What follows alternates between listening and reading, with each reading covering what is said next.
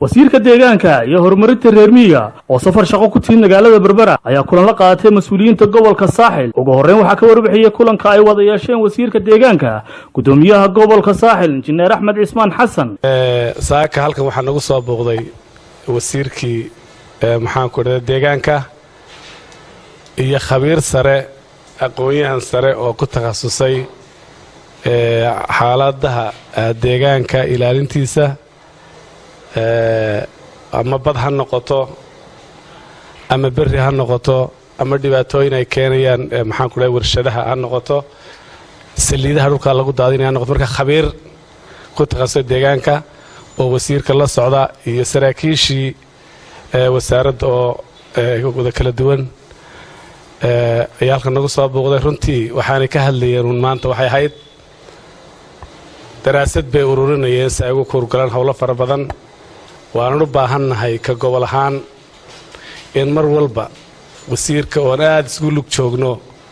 oo aanu si dhow uga wada shaqeyno xaaladda gobolka xagga deegaanka geesta kale wasiirka wasaaradda deegaanka iyo horumarinta reer miyiga Marwa Shukri Ismaaciil Xaaji Bandare ayaa ka warbixisay qorshaha wasaaradda deegaanka iyadoo eedeymo dusha u saartay qaar kamid ah maayarada dalka ka aan deegaanka hadaynu si kala yar qaadno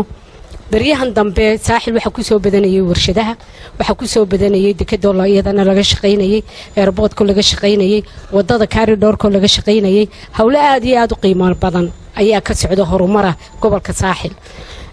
oo gobolka kaliya aan faa'iido u ahayn qaranka oo dhan faa'iido runtii u ah annaguna markaa maanta waxaanu ku soo siyaaranay annagoo inta badan ka wada soconna hawlaha socda maanta waxaanu ugu nimi inaanu bal iska weydiino halkay hawluhu marayaan inta badan hawlaha qaarna meel dhaxay marayaan qaarna way cusub yihiin marka halka ay maanta marayaan hawlahaas sidii maaragtay dhinac ahaana dhaqaalaheenu ugu sii kobci lahaa dhinaca kalena aynu u ilaalin lahayn deegaankii ayaa runtii aanu ka wada hadlaynay report baan ka soo saari doonaa wanaagsan reportkaas wuxuu noqon doonaa report hadhow wax ku oola ka wasaarad ahaan halkaanu marayna waxaanu malaynayaa way laabmi doontaa maareynta qashinka sidii aan dawladaha hoose uga wada shaqayn lahayn baanu sii ku qaadanay ka wasaarad ahaan dawladaha hoose oo laga reebo gobolka Saaxil intooda kala dhan F weeyaan waa fail sida u dhayin waa fail yay oranaya maanta ilaana waxay meeyar kaliya hay yiraahdo inta kale dawladaha hoose waan isku nacnay shalay markaanu soo baxayna daraad waxaanu niri madaxweynaha inaan waraaq u qoro oo nidhaahna madaxweyne 2015 bishii afaraad bahashii la mamnuucay wata magaalada ka buuxda haddaan isku si looga wada shaqeynayn haddaan annaga iyo dawladaha hoose wasaaradda arrimaha gudaha customiska ama wasaaradda maaliyadda adeeg intay soo galayso